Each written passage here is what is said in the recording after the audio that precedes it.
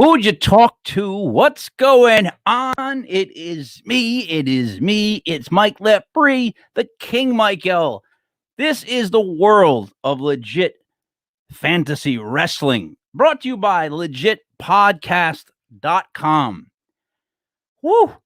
Talking wrestling tonight. There's a lot going on in wrestling. And some of it good, a lot of it bad, a lot of it up in the air. It really is. It's in a state of flux. Joining me as always, Joey Paranormal. What's up, Joe? Not much. Yourself? Oh, a lot of things. Moving, cleaning, fixing.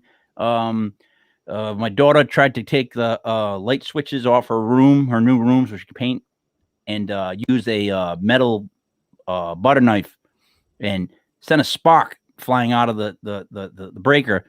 And I had to post it on Facebook. It took me like an hour or so to fix the breaker from what she did. I had to take the whole electrical thing out, replace that outlet because she blew it. It was like I could see where it was burnt. Yeah. And the wires touched. I guess with the metal thing, she made the wires cross and boom. So I had to I'm over there trying to touch the wires but not kill myself with rubber gloves. I set the whole thing up, right? Put it back in. I'm like, here we go. I got to go downstairs in the basement, click, boom, shut everything down, put it back up. Boom, it worked. And dude, it was like, I was so happy because I was just like, I fixed something. I fucking fixed something and it didn't cost me any money. That's what being a homeowner is all about. You know what I'm saying? Yeah. Well, I mean, not in the homeowner part. Sadly, I'm not there yet. We just rent, but I know what you mean when you do end up, when you take the time. You got to just take care of it. Yeah. You're on YouTube, you're pouring over whatever the fuck you're looking at and you're like, man, let's see what happens. It fucking works. I asked a couple people, and a couple people told me different things, and I'm like, yeah. And then all of a sudden, some guy goes, "Look, I'm an electrician." And I was like, all right, I'm gonna listen to that guy just because he said he's an electrician. Yep. Was that chocolate milk, Joe? No, it's coffee. Oh, all right, good. I thought it looked like chocolate milk. See, I only drink it black coffee, so when I see it like that, I can't tell what it is. I can't drink coffee with cream. I can't drink it with cream and sugar. Can't do it. I cut out sugar or a lot of sugars because I got really fat during 2020 and. You know, my current job tells me that I can't be fat or bigger. So I cut out a lot of sugars out of my diet. Coffee is one of them, but I can't drink it black because it's too thin for me. I don't know if that makes sense, but like the liquid is just there's not a lot to it. So the bitterness is it's too much for me. So I cream kind of makes it a little bit thicker. I like the taste of it. So. Yeah, but dairy and sugar both add to bloating weight. Yeah, I know. And with me, it was weight in my face. Oh. So like the minute I stopped, my whole face shrunk a little bit. My body shrunk. Like it took me it was about an 8-pound swing from when I stopped drinking coffee like that to drinking coffee black. And if I were to go back to drinking it the other way, I'd probably gain the 8 to 10 pounds back. I'm not even joking. That's how much that sugar stuff matters. You know what I mean? Even when I drink like Monster, I go for the zero sugar, even though it probably doesn't matter. You know what I mean? Probably killing me anyways, but whatever. Yeah, I wouldn't have an energy drink unless it's zero sugar or just zero everything. You know, the older you get, the more you got to take care of yourself there, Joe. Yep. So, hey, let's go over some rumors in the world of wrestling, right? I wrote down some rumors I saw. Let's discuss them, shall we? First off is Johnny Gargano. Is he hinting that he's leaving WWE for AEW? He took down, I guess, the NXT thing that he had on his Instagram bio. Man, people flip out when you change anything on your Instagram. It's like but I mean, like, people lose their minds. Like, if you change anything on your Instagram, they just immediately start conspiracy theories. Now, I don't think it is a conspiracy theory with him. I think he does want to leave. What do you think? Oh, 100%. He's another guy that's very similar to Adam Cole with wrestling style, body size. I think he also sees the writing on the wall where he's never going to be anything more than what he is now in NXT. You know, he's gotten his run with the NXT Championship. He had a really good run as a heel, really good tag team run. I don't think he's going to ever see much more than that. He's probably never going to get called up to the main roster, and they could promise him the world if he re-signs. And when he gets to the main roster, he's just going to be another NXT talent wasted up there. So I 100% think that he will leave after his contract's up. Whether he goes to AEW or Impact kind of will remain to be seen, but he's not staying with the WWE. There's no way. All right, but here's the thing. He's going to go somewhere else. He's still going to be Johnny Gargano. Like, he's not, like it's almost like you want to break it to the guy that unless he tries something different again, I don't see him making it to the top of any of the rosters. Like, I just don't see him going anywhere and becoming like a main guy. Like, I know he was, he had a little bit of a run, but it was like there's just something about him that's not, I don't know. I can't see him going to the top of AEW now with them being a little bit more bloated, and then Impact getting other people coming. It's weird. It's like some of the guys from the WWE, they almost have no place to go. Like some guys have, they can go anywhere they want. But this is the type of guy that I could picture doing the indies. Like I don't know what he does. Yeah, I don't know what he does right away, Yeah. But all right, so that's one of them. The second one would be and it has to do with going to Impact or WWE. That is what's his face? Braun Strowman. Now, Braun has hinted that he's going to sounds like Impact. Everyone keeps saying he's going to Impact. However, there is a report that he has been also in discussions with WWE while this has been going on. Like he won't deny that. So, if you've seen how ripped he got, and you saw like the draft and you realize who they have left, and they're looking for more big men, I don't see why they don't re-sign Braun Strowman. Like, I don't see why they just don't re-sign him. But this time, give him some sort of manager and the type of manager that wants to win the title. Like, bring back managers that want to win the belt. They want their guys to have their belt. Like, they that's all they want. Like, they brought Bobby Roode Heenan, like Jimmy Hart, those kind of guys. So, with that being said, though, that also leads me over to what's his name? Adam Cole. They want him to be the Weasley manager of the Bearcat, Keith Lee. And I don't think that was that bad of an idea as I review it. Well, like, why he didn't accept that is ego. Like, oh, I'm Adam Cole. I'm not gonna be that. But like, think about all the bodyguards or people that like were like managers that developed into like big wrestlers. Your Diesels, Sid, guys like that. Like having a manager like that, he didn't understand. That was a great way for him to talk, get himself over, and then work himself in as a wrestler. That's what I feel like. I mean, he feels like, no, he needed to be like promoted as a wrestler. But Adam Cole is not very big. And now he just went over to AEW, and it's like the minute he joined AEW, I felt like he just fell right into the crowd. Did you feel like that? Like he just blended in because they announced what's his name next. So it's like, all right. No, they did put a lot of emphasis on him rejoining the Elite, kind of reforming it's actually, I kind of love it that it is almost the original or very similar to the original Bullet Club from New Japan. It's a lot of faces that people recognize, especially hardcore wrestling fans. He's already got the Adam Cole baby thing going, or baby, whatever, it's already big. The biggest thing that'll go for you is his first match was against Jungle Boy.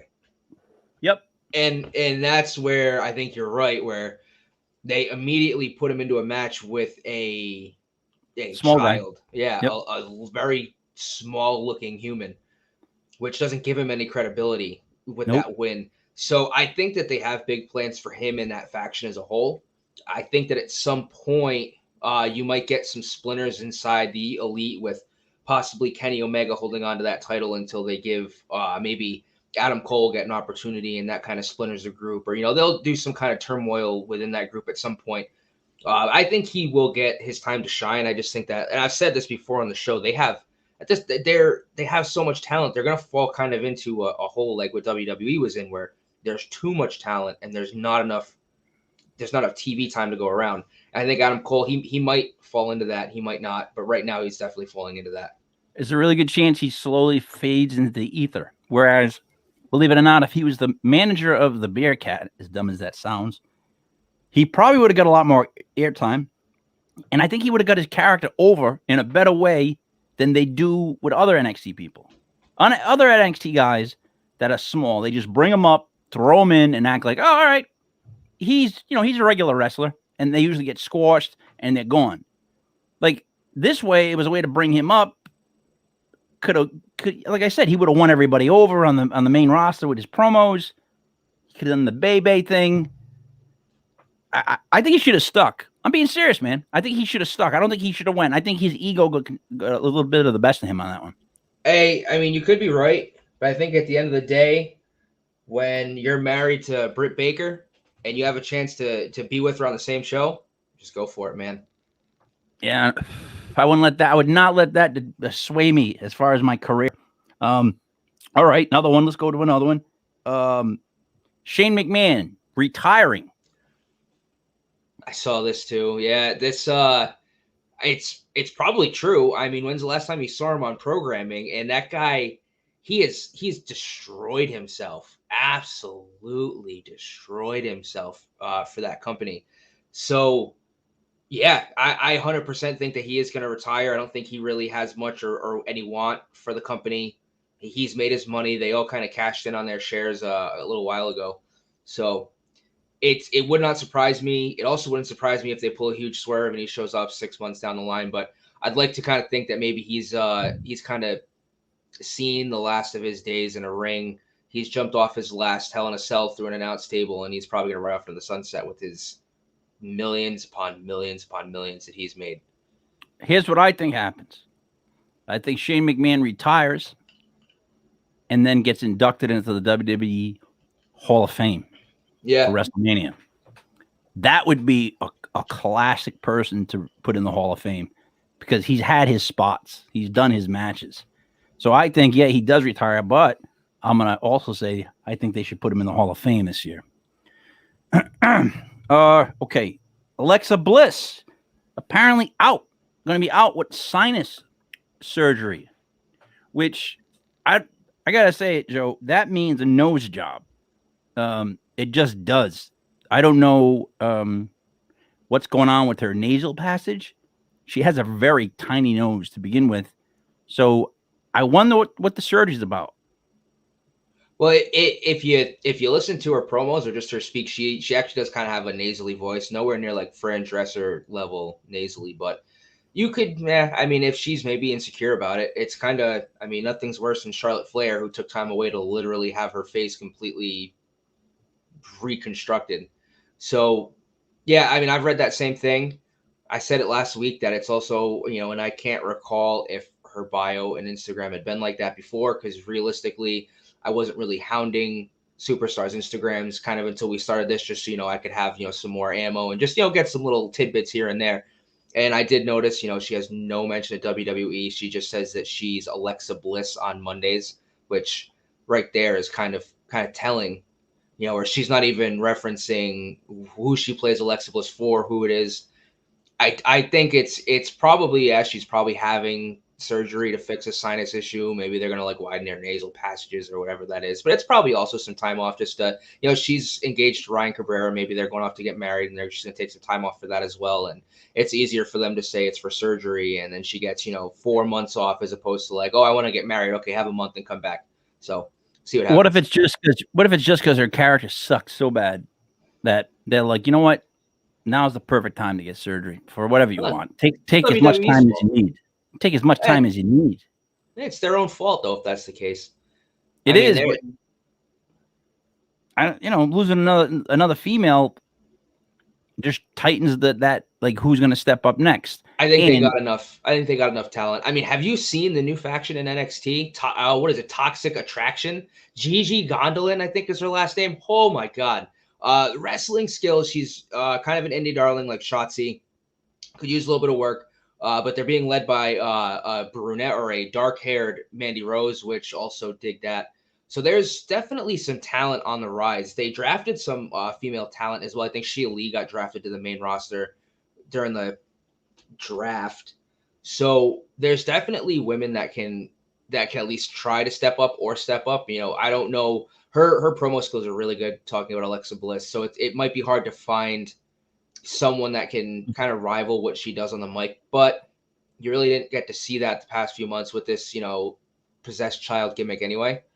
And I think Shayna Baszler again had another squash match. Yes, she did. Fake broke someone's arm. So I think she's getting a push. We're gonna find out. So there's some superstars that are there to fill that spot. We saw that Shayna Baszler one coming weeks ago, and they're doing exactly what I thought they're gonna do. she's squashing people as if we didn't know how tough she was before. Like as if they're introducing her again as being tough. That's what it feels like. Like I didn't know she was tough before. Like really?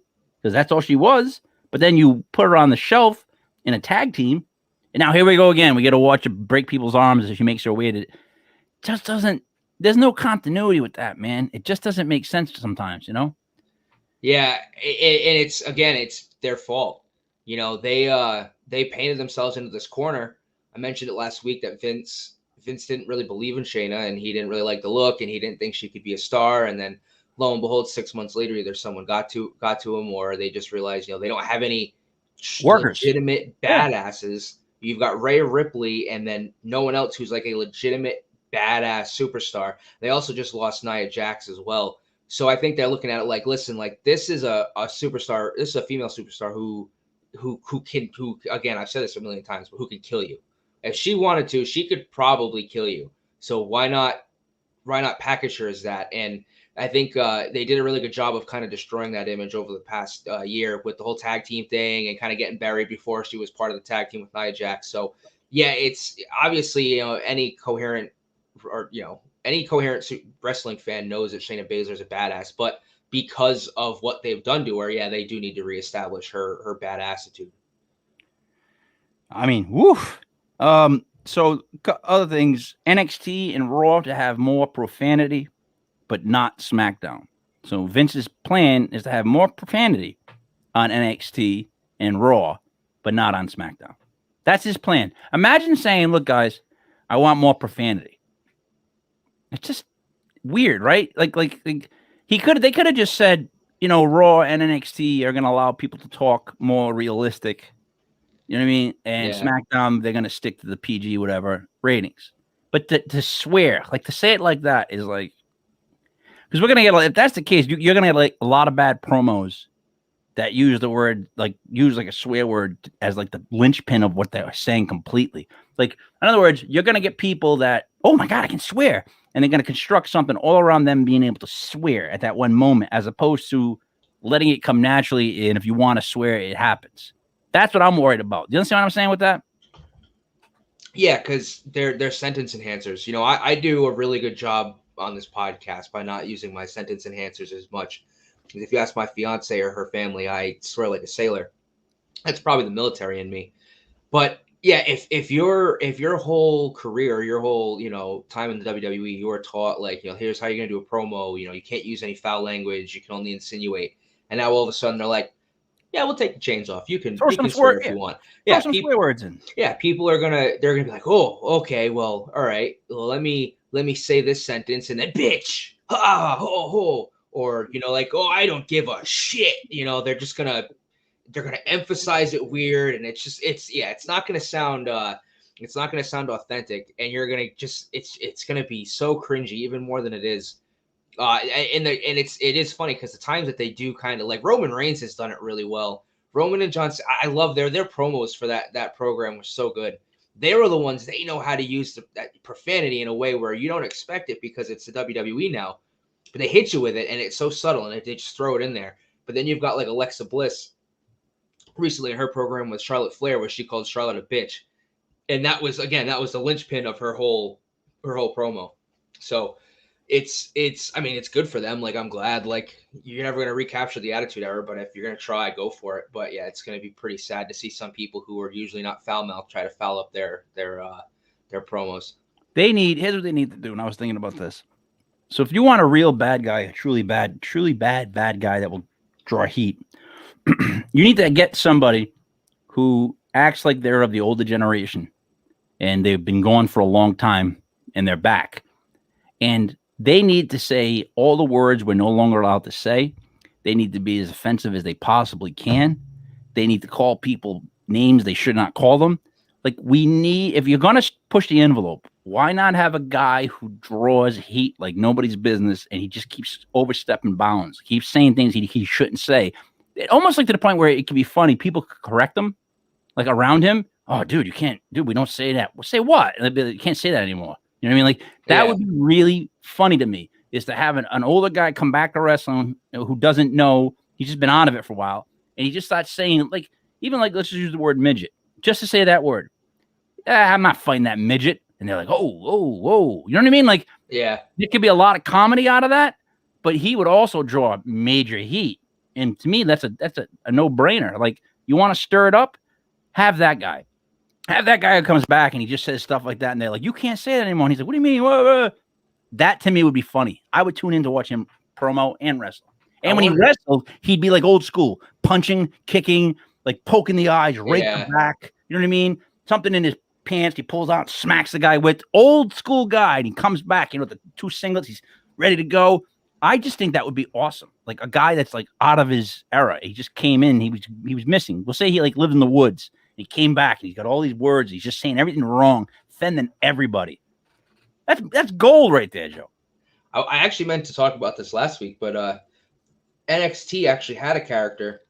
I can't remember his name to save my life now. I probably should have looked up beforehand. But he was supposed to be like a woke left character. Oof. He was he didn't want to. He was about peace. Wasn't into fighting. I think at the end of his match, he hugged his opponent. And I can't remember his name. I want to say something like Dietrich or something, but it had a D in it. But I remember reading the article the next day.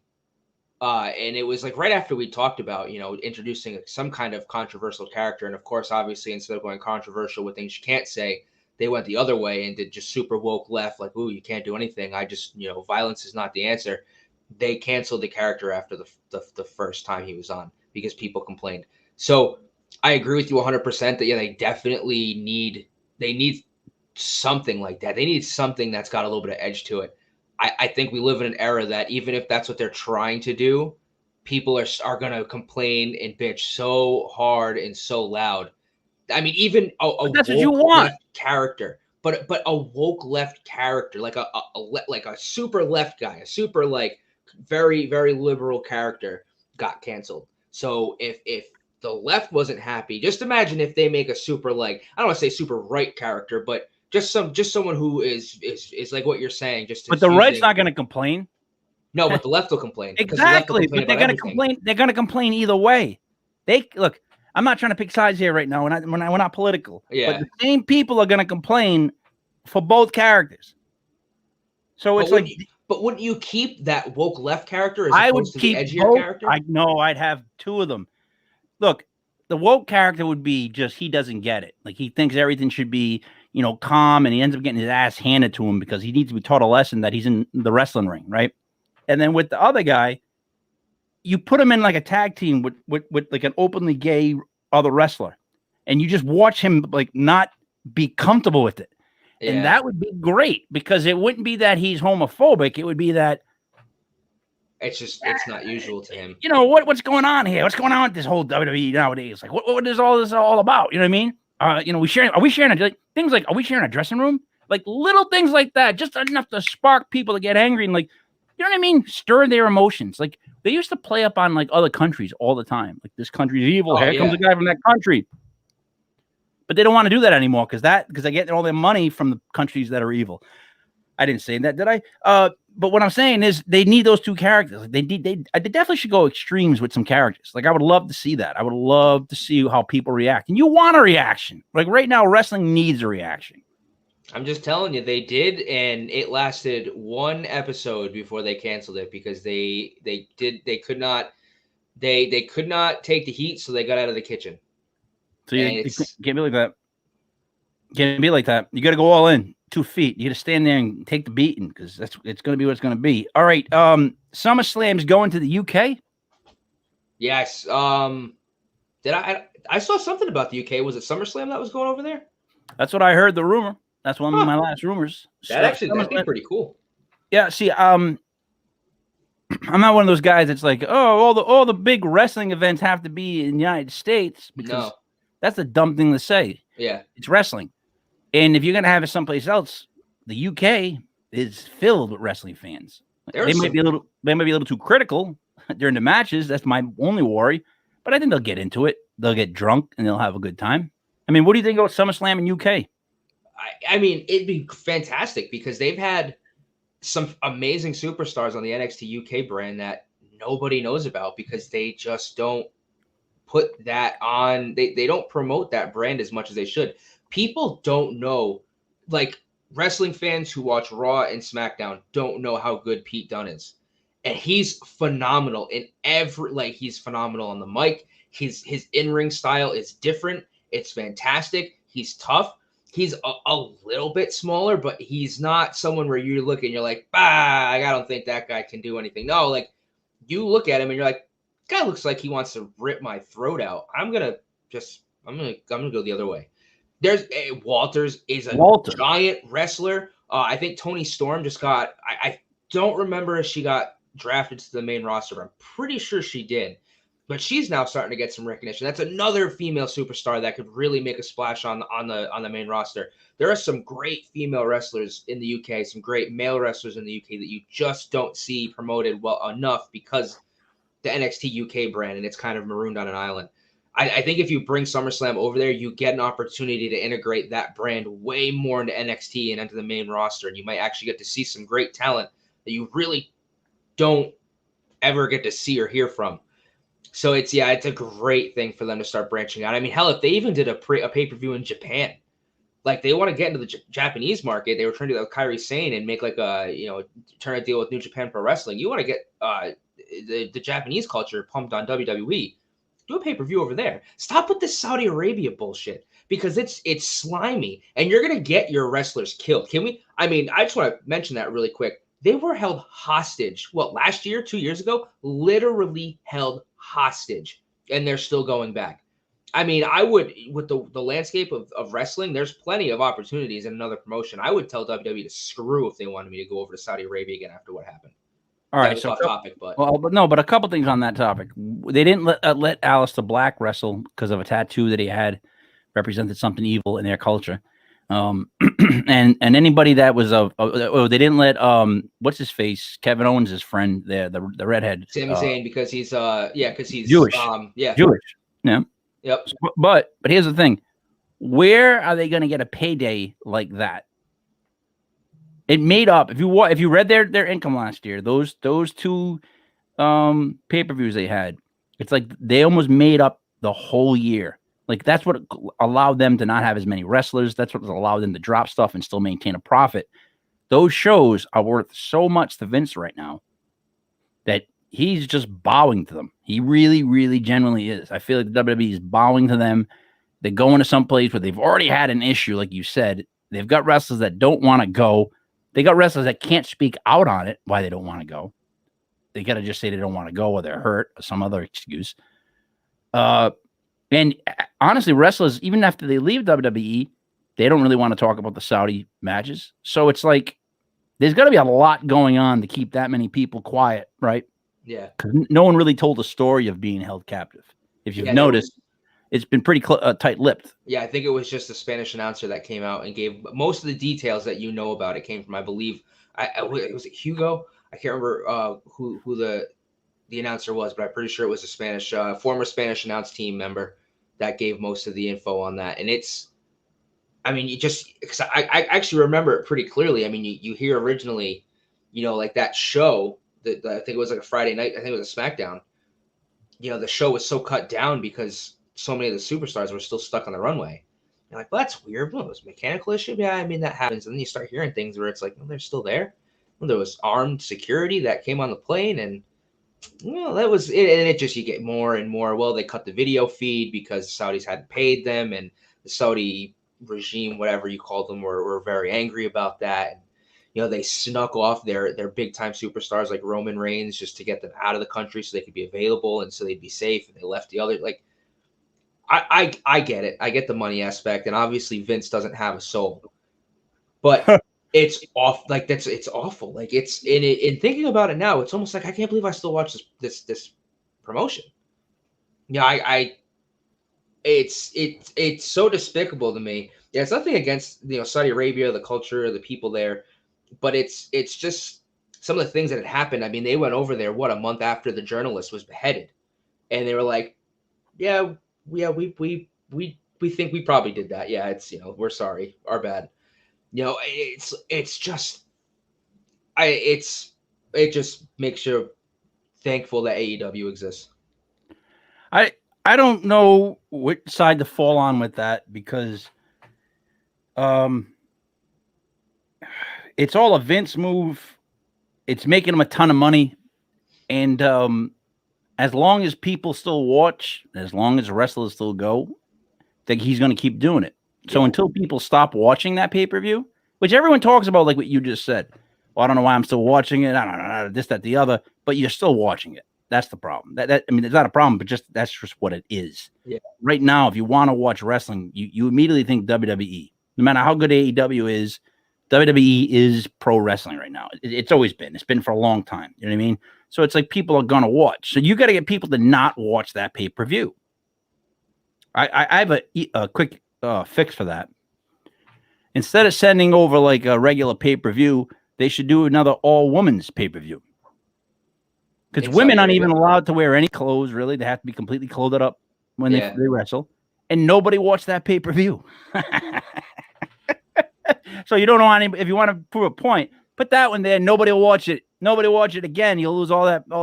But no, for real, being honest, it's too much money, man. Yeah. It's too much money. And until the people stop watching it or say, look, we're not going to buy this pay-per-view, which I don't even know how they do pay-per-view buys anymore. If you have Peacock, you're not buying the pay-per-view that month. So I'm still a little confused as to how they do the pay-per-view buys. Like, how did that change?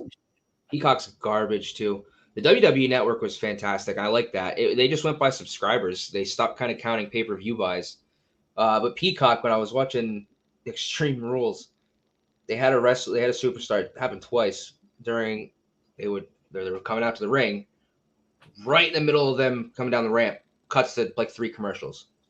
That's like, how I'm already paying $5-10 a month for this. You're already loading it with commercials, and you mean in the middle of like an entrance, you're gonna make me watch another commercial? Like, it's just weird. So they really don't do pay-per-view buys. It's more about how many people tune into the stream during the event, how many people rewatch the stream after the event. I think it probably goes a couple days after, and then you obviously with the WWE Network, it was by subscribers. They were always touting their subscriber numbers. Peacock's a little different because obviously there's The Office is on Peacock, so you can't really go by subscriber numbers because 3/4 of the people who have Peacock don't give a shit about WWE. They're just watching The Office. So if you're not making money from pay-per-views anymore like you were before, everybody paid $39 or whatever it was, $50 for the pay-per-view. Where's the money coming from to run the company? Well, it's coming from the Saudi shows. Yeah. I mean, they're literally worth that much of their yearly income. It's sick.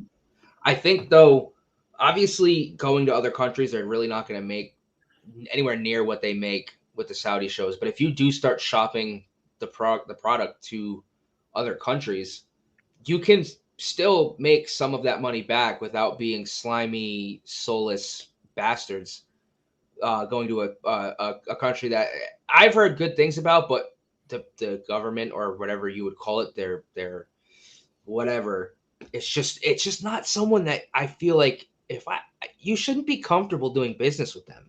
You know what I mean?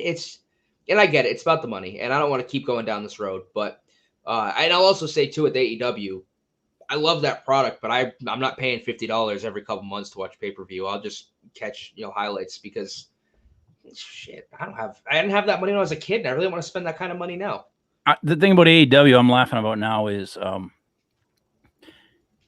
watching his dad own the Jaguars, and what a disgusting mess he's made out of a pro football team. Like Urban Myers is dancing with girls at clubs.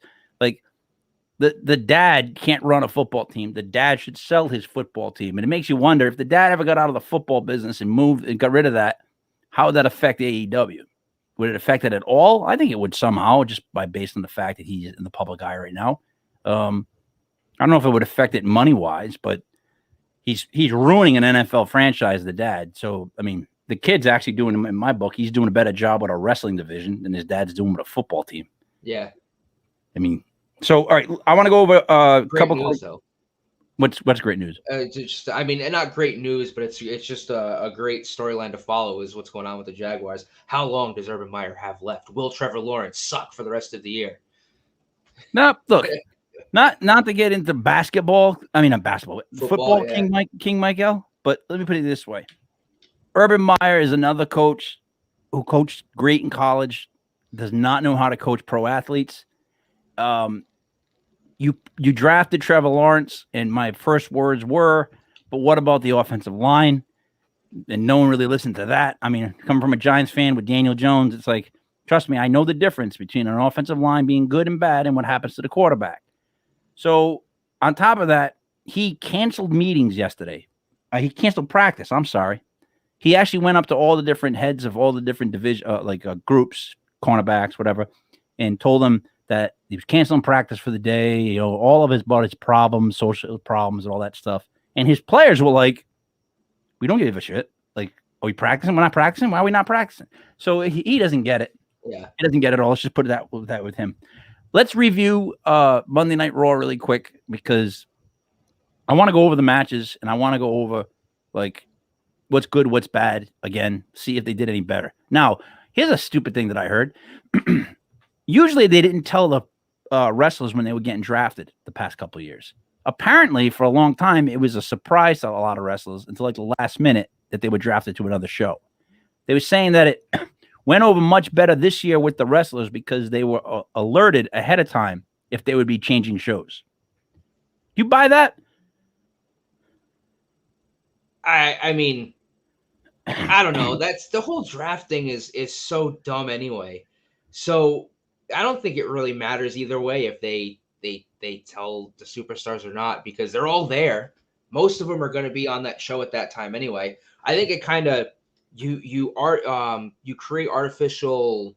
I don't know how to put it, but at least if you don't tell anybody, you know, and they're somewhat surprised, like their reactions are genuine. But if you're like, hey, you're going to SmackDown, and then it pans to them in the back, and they get drafted to SmackDown, and they're probably just sitting there like,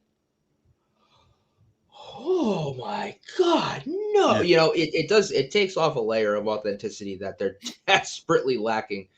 So if they told even some of the superstars, honestly, with the draft, I'm so mad that Finn Balor went from main eventing a pay-per-view in wrestling for the Universal Championship to like 8th round pick getting drafted behind tag teams for Raw. Screw you. Screw you. Not you, WWE. No, but I know that's the major problem with the draft, right? The draft actually puts in order the wrestlers. Like, they shouldn't do it like that. Yeah. It should be here are the results and not show what rounds the wrestlers are taking in because, like what you just said, Finn Balor going in a later round to a tag team, you know, behind a tag team or something, really drops his status as far as what they think of him. Like, they kind of show their hand with that whole draft. But anyways, so let's go over it. First match was for the United States Championship. Man, I haven't heard of this one.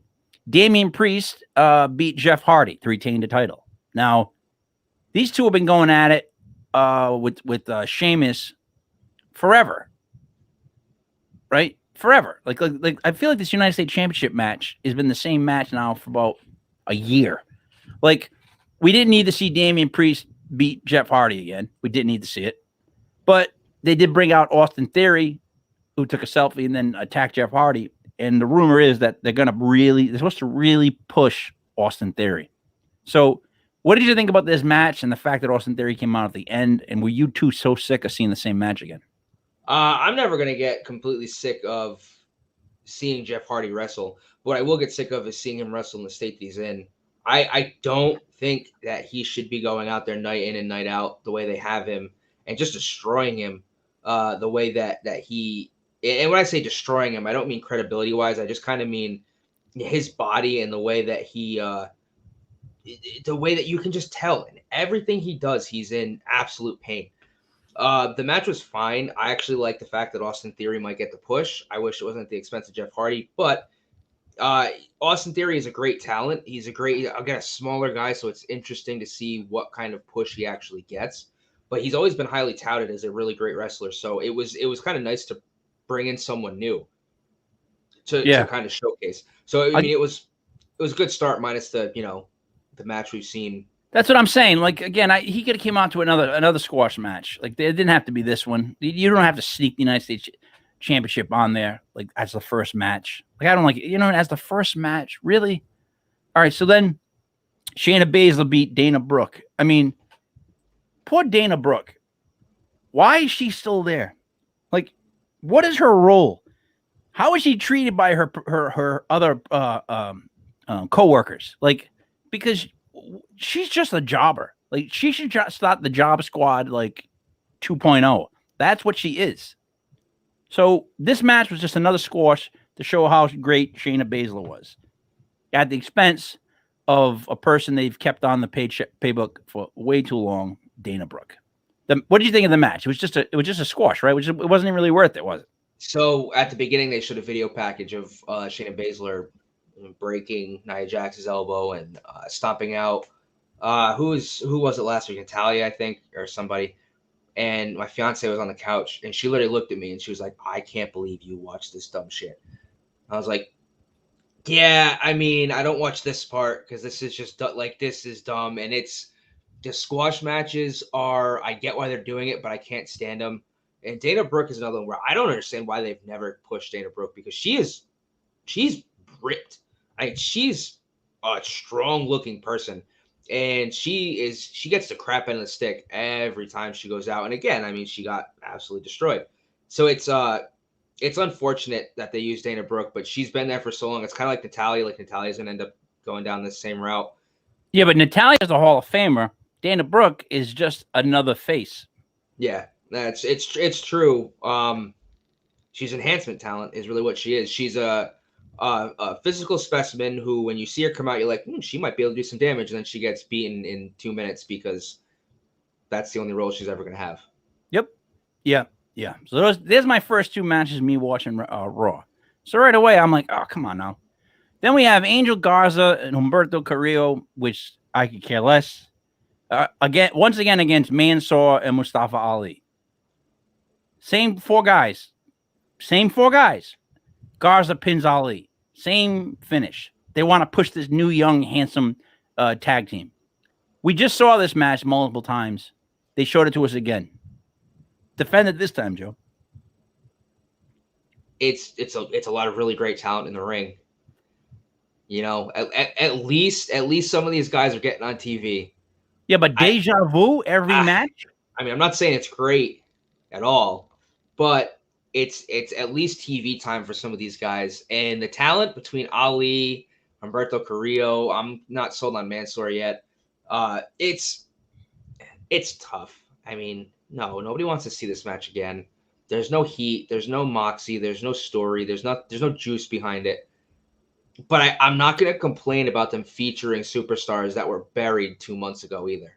But split them up. Do something different for crap's sake, right? Or just a singles match between like Ali and Humberto or Angel Garza. Yeah. Then the next match came out of absolutely nowhere. Big E teams up with Drew McIntyre to take on a tag team we talked about last week that we didn't know where they ended up. Ziggler and Robert Roode. Like, at the end, Big E accepted the challenge, accepted the match for Crown Jewel. So they're going to do McIntyre versus Big E for the belt at Crown Jewel. They're not even on the same show. What is the point of this match? Like, why do they do this match just to set up the match for Crown Jewel that we already knew they were going to do? Well, I think if history's taught us anything, they always do that match where two competitors who are going to fight over main brand championship always end up in a tag team match. Oh, you want to see how they can work together? Let's see if they can work together. They usually end up winning, and if it's a heel and a face, the heel usually turns their back on the face, or they win the match, and the heel usually takes out the face. But we had two faces who just worked together with a little bit of tension. I just want to point out that I think we manifested and we willed Robert Roode and Dolph Ziggler on television on Monday, and I think we owe a little bit of their game check, so to speak.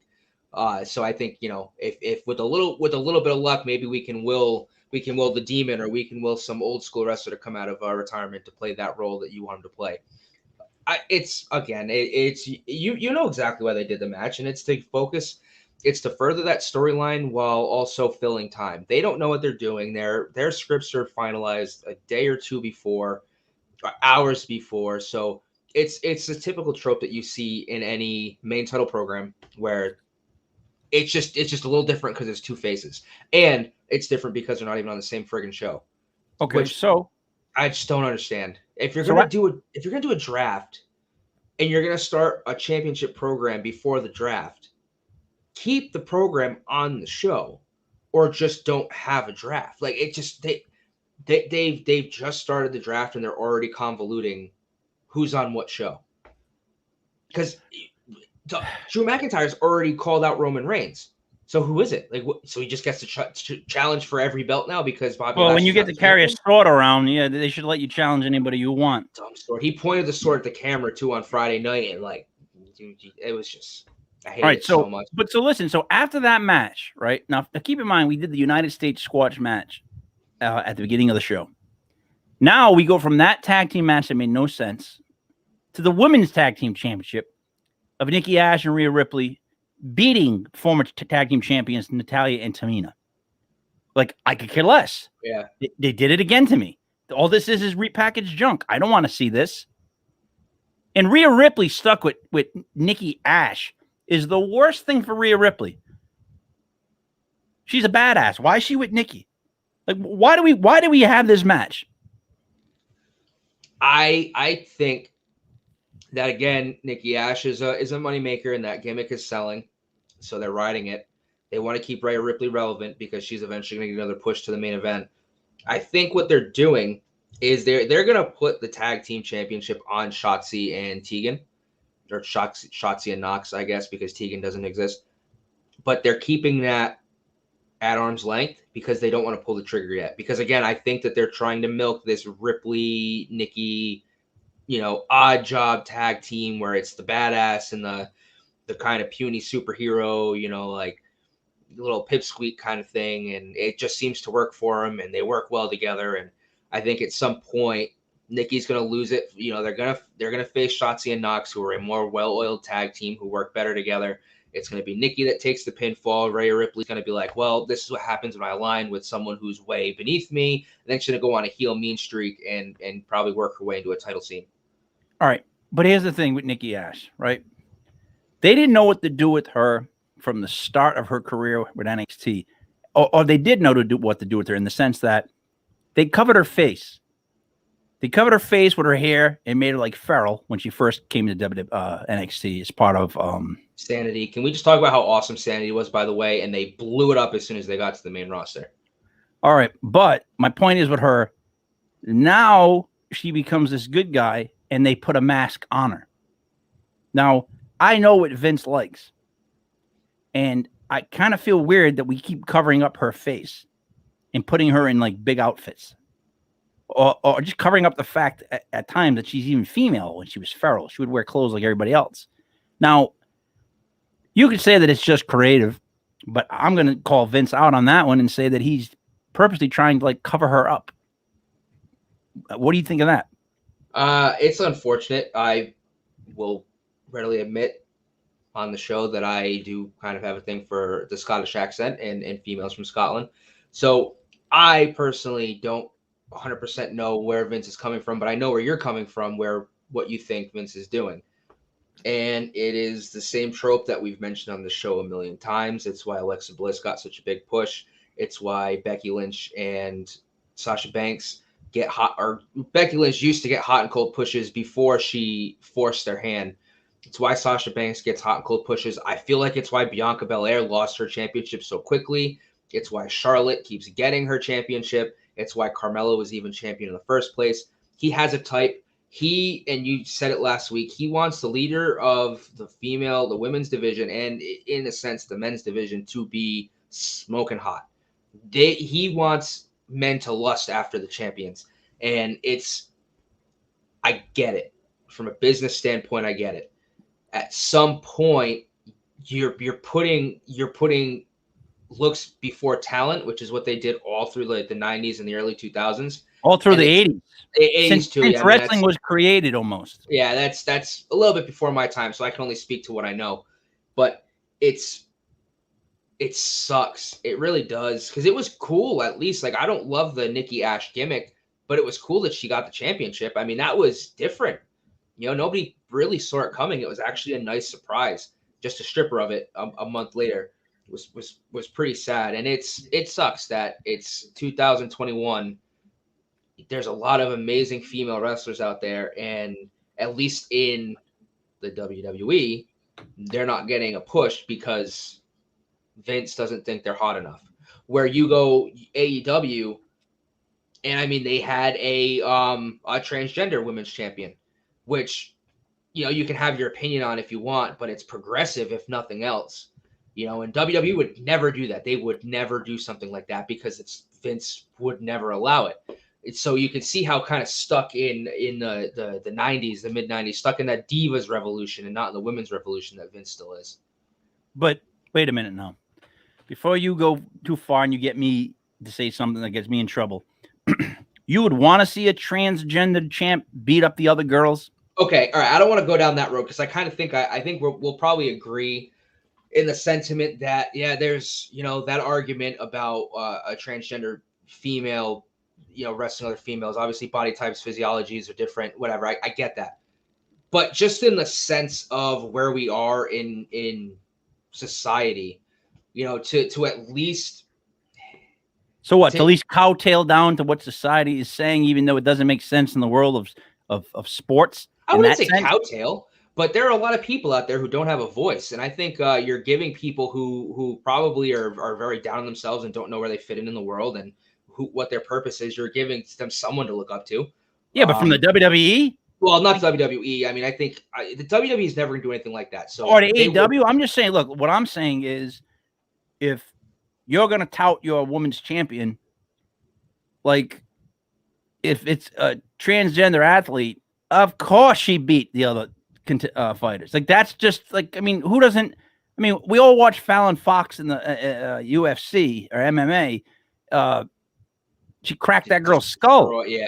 Like it's just not right, and it doesn't. And it's like it's not like I was rooting for her.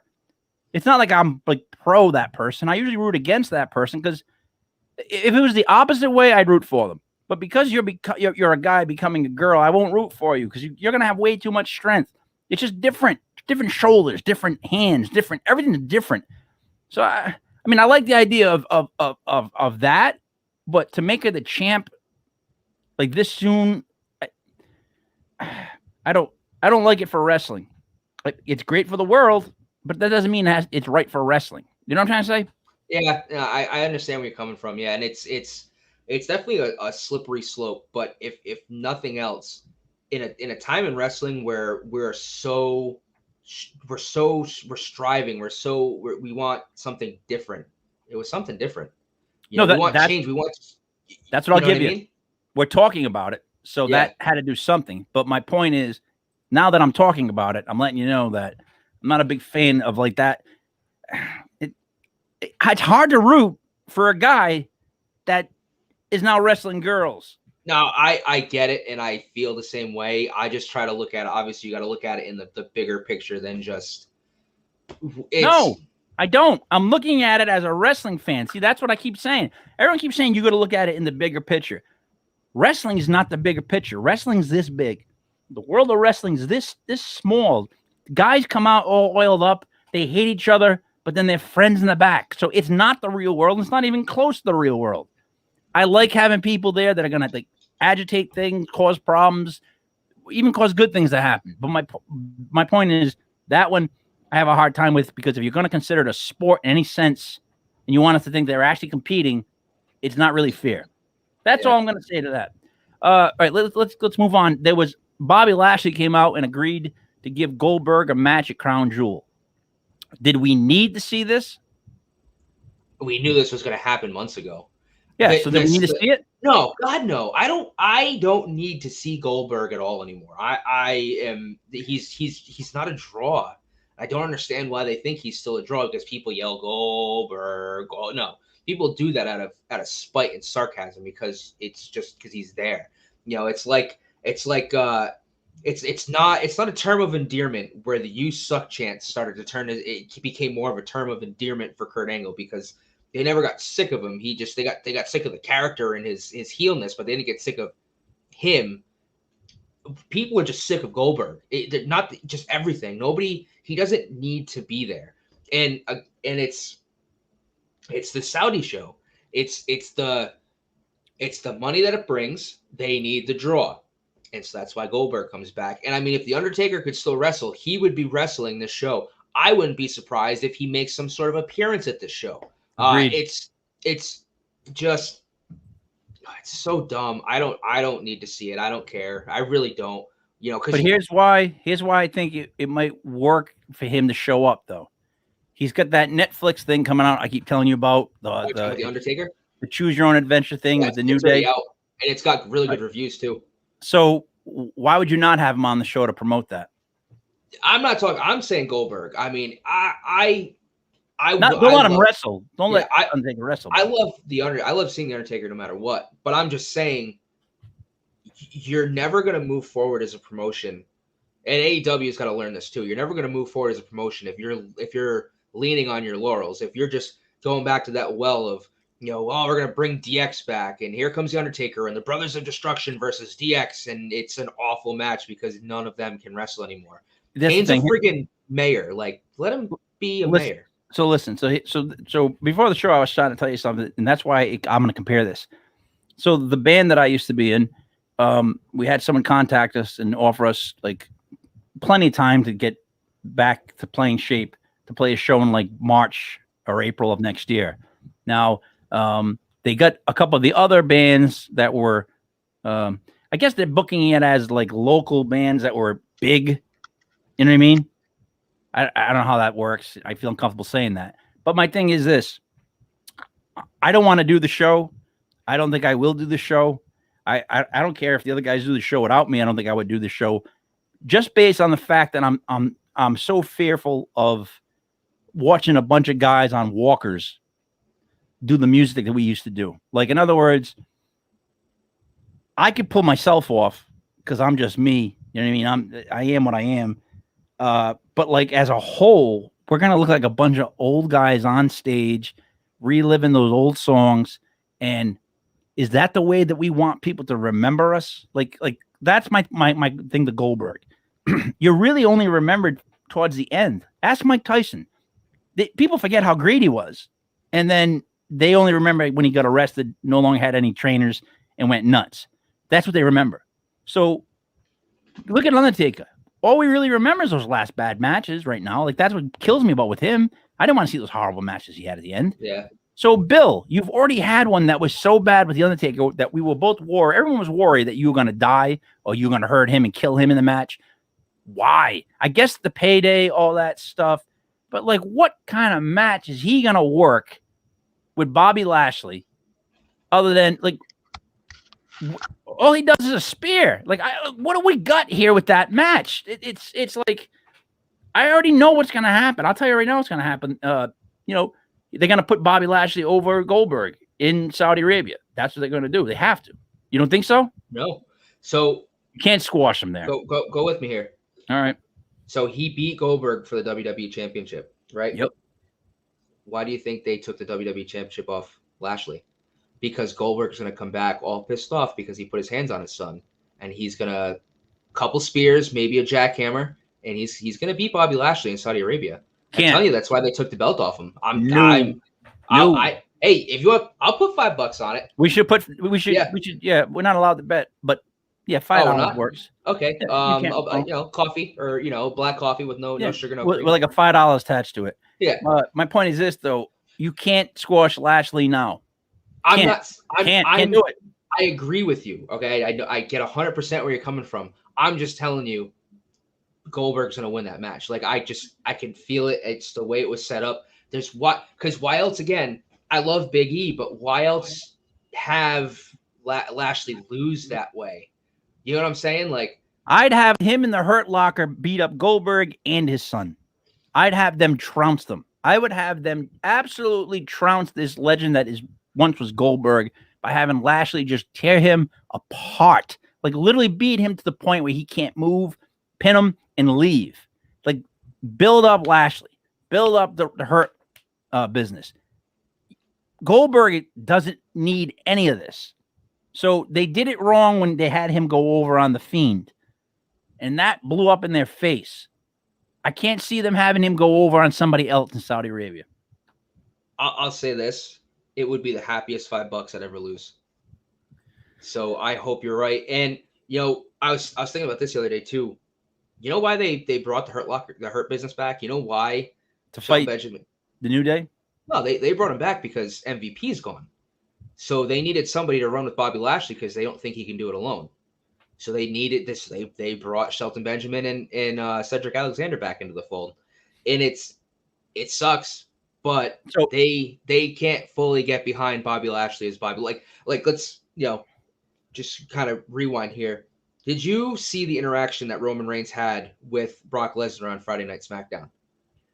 Or the promo that Brock Lesnar cut? I saw the promo that Brock dropped where he took the mic. I've never liked Brock Lesnar because I just don't like the unbeatable, like that guy who is like, you just know he's going to win all the time. And, the part-time champion would take the belt, go home, and now you have a whole show without a main belt. Everyone's fighting over a chance to lose to Brock Lesnar. I love the face Brock Lesnar from the country with the man bun who's talking for himself. He's fantastic. And it's beautiful. It's perfect. He's in a comfortable spot. What they're doing with him is phenomenal. He's not coming back as an MMA fighter. No, he's coming back. He's like, yeah, I live on a farm. Like I was at home for the last year and a half. I'm coming back because I just want to kick someone's ass. I don't need to put my Jimmy John shorts on. I'm going to wear my denim jeans and my friggin' ripped flannel, and I'm just going to kick your ass because that's who I am. And he's also wearing a black shirt, though, that keeps everything tight. Oh, yeah, naturally. Because, I mean, yeah, it's – but you get where I'm going with it, though. Is him as a face is so awesome. And I love it. I hope they run with it. And I hope that Paul Heyman doesn't screw Roman Reigns over or that that Roman Reigns fires – Paul Heyman, and Paul Heyman goes crumbling back, but Brock says, no, I want to do it on my own because Brock on his own as a face in this character is fantastic for the WWE. Brock needs to jump show to show. Yeah. Oh yeah. Well, that's the best part of the promo. He's like, Paul Heyman got me as a free agent, which means Brock, and he's still, emphasis Brock Lesnar can do whatever Brock Lesnar wants to do. Oh, it was just so great. Yep. So good. All right. So wait, the last two matches for Raw. Let's finish it up. The New Day fought the Hurt Business. We knew this was coming. They had Xavier Woods get the pin, which you're going to see a lot more of as they try to build up Xavier Woods. I thought this was a good match. It kind of fits with the whole storyline, right? Yeah, I mean, again, all four wrestlers are tremendous wrestlers inside those four ropes. So it's one of those, like, if you give them time, they won't have a bad match. I mean, Shelton Benjamin is, a million years old, and he still looks phenomenal inside the ring. He doesn't move the way he used to, but he still moves really well. Cedric Alexander is another guy. He's kind of like Ricochet, where, I mean, this guy needs to be featured because he's fantastic what he can do in between the ropes. Obviously, Kofi is a world champion, and he deserves better, but he's fantastic. And, Xavier is Xavier, but he has his moveset, and he's got his, he's not useless. He has some tricks up his sleeve. So it was definitely a great match. It always will be a great match between those two tag teams. And then the final match was Randy Orton hit Omos and AJ Styles with RKOs. Because I guess they're going to fight each other. RK Bro is going to go up against AJ Styles again with Omos, I'm sorry, or how you want to pronounce it, at Crown Jewel. I mean, I always love when Randy Orton hits the RKO, but this match, this was like the go home. Like, why was this the last match? You know what I'm trying to say? Yeah. To promote this match right here. It was all weird. Something we haven't seen either. There's no that. So I will say that the best part about this whole program from this particular program on Raw is you have Randy Orton. He comes out and he goes, Omos, I'm the Legend Killer. You're going to face the Legend Killer. And you've got Matt Riddle in the background. He's going, like, just looking at Randy like he's like Jesus, like the sun's coming down and he's just seeing Jesus for the first time. That's great, and I love the two as they interact. But how's it going, sir? But yeah, it is. It's very much overdone, and it shouldn't have been. It shouldn't have been the last show. How many of those matches did we see over and over and over again. The United States one, the Garza Carrillo tag team match, Drew Big E McIntyre. Well, we didn't see Roode and Ziggler, but the women's tag team, Lashley to Goldberg, and then that one, and even New Day against the Hurt Business. There wasn't one single match there where you're like, oh wow, this is different. Yeah, there's not one. No. Maybe adding Roode and Ziggler as a tag team, but you knew they were going to lose. Yeah, and then Baszler versus Dana Brooke, you knew she was going to lose. So it's like, what did they give us that they haven't given us the last couple of weeks? And this is like the go home show to get us for the Saudi Arabia show, and they've done the same thing 3 weeks in a row, even with the draft. Like, how do you pull that off? How do you pull off the same matches that long since the last pay-per-view almost to get to where we are now? It's almost like they it's almost like 2 hours before the show they don't have a script and they're like, shit, what did we do? What did we do last week? No, we could have done that last week. Can I see the script? Oh, no, no, we're just gonna but it's the same script. No. Like they all want revenge. Yeah. Just have them all fight again. You're like, wait, so we had Omos and Randy Orton go this week. Okay, we'll do AJ Styles and Matt Riddle next week. And then we'll do Randy Orton and AJ Styles. We'll just keep mixing them up. And then they'll tag again. It's incredible. It's incredible how the WWE is run right now, and I still watch. Look, so here's the thing. They really need to hire me, the WWE. I want to offer my services as a creative writer. I am a creative writer, and I actually think that I could help the product. I really do, Joe. I think I could come up with a couple of characters, a couple of angles to get this whole thing going. Like, I have the WWE 2K. I think it was the last one that was good, like 20 or 19. But it wasn't the last year's one or the year they skipped or the new one. It was the last one that was good. And, dude, I do the WWE universe all the time. So I can make my own matches. I make my own pay-per-views. I run storylines. And I'm like so old to be doing stuff like this. But I'll still do it if I got like time late at night. Haven't had any time lately. But that's something that I'll do. Like I actually made, and I haven't made you yet, but I have 36 or 37 people in my own wrestling division of all my friends and people I know that I created as wrestlers. And I've done 30-man battle royals with just people I know. So I watch people I know fight. So, I mean, that's how deep I get into programming. You know what I mean? Like I come up with angles. I come up with like reasons why this would happen. You know what I mean? Stuff like that. I created my own character. Like I do the intro music. I made tag teams. It was so much fun. And it's like, I wish I got a chance at the WWE just for like a month, because they let Freddie Prinze Jr. write for the WWE. He was a creative writer for the WWE for a while. He talked about how crazy and hectic it was. I would like to see how hectic it is, and I'd like to throw my 2 cents in. And when they said, well, if they ever said to me, well, you shouldn't write, you're not a wrestler, I would say, well, I've been watching the show, and it stinks. So maybe you need somebody out of left field like myself to just come throw some different ideas. Like maybe I'm the guy that goes, we just did all those matches last week. Like I could be that guy in the room. Like, you know what I mean? They might need that guy in the room. Or, hey, Vince, we got these established guys that it doesn't matter if they have the belt or not, right? Right.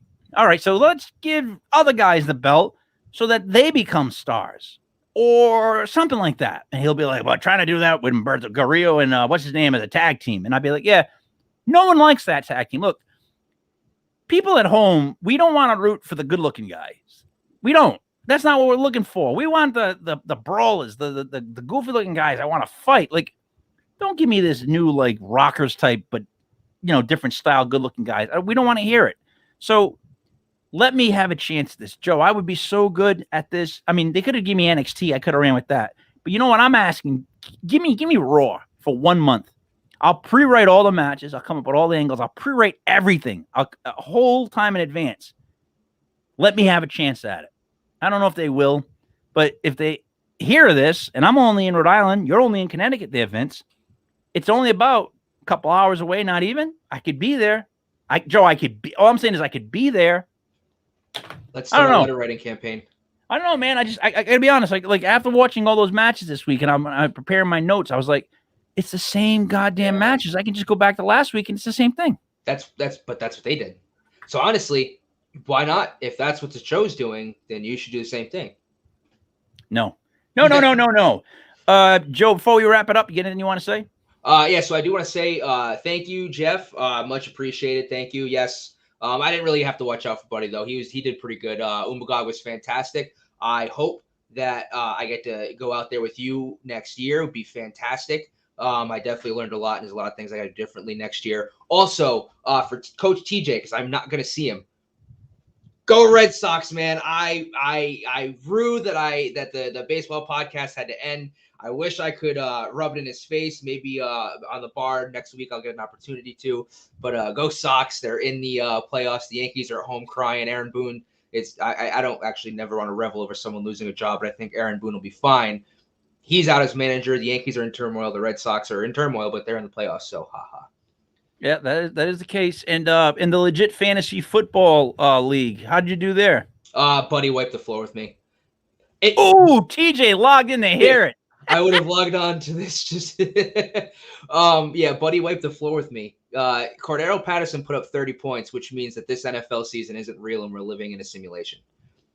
Well, I don't know. I am 4-0, so that does make sense. Everything does seem right. No, because Cordero Patterson is Stonehands McGee, and I watched it firsthand in New England. And yeah, he won a Super Bowl as a returner with New England. But no, how that guy put up 30 points, that's how literally that's where I lost. I think I put up 120, he put up 150. I lost because of Cordero Patterson.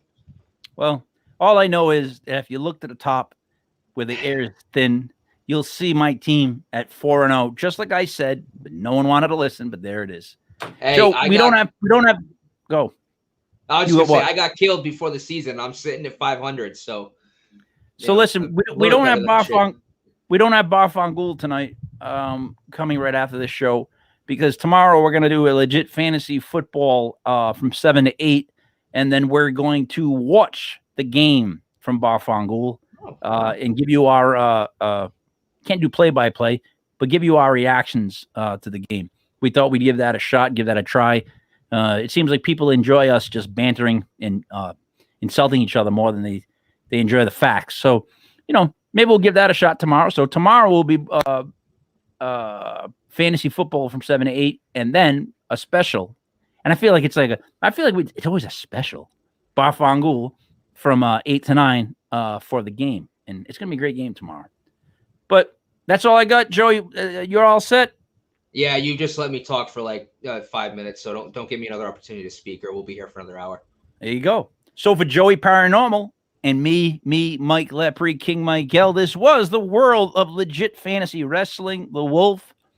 We will see you again next week. Our next show on the podcast site, legitpodcast.com, will be tomorrow night, like I said, 7 to 8 fantasy football, 8 to 9 Barfangul for the game. Joe, have you seen the list of domain names we now officially own? Did you get more? Yes. So we got heysmartenup.com, legitfantasyfootball.com, legitfantasyguys.com, legitfantasysports.com, Rhode Island podcasts.com, ripodcast.com, United States podcasts.com, universalpodcasts.com, unsignedpodcast.com, eastcoastpodcast.com, westcoastpodcast.com, and I think finally legitfantasysportscards.com. Oh, one more, legitfantasypolitics.com. All of those domain names go directly to our site, legitpodcast.com. We got it covered, Joe. We're trying to cover all our bases. We're trying to gather everything up and make the big push. So I will see you next week as we get bigger. Sounds good.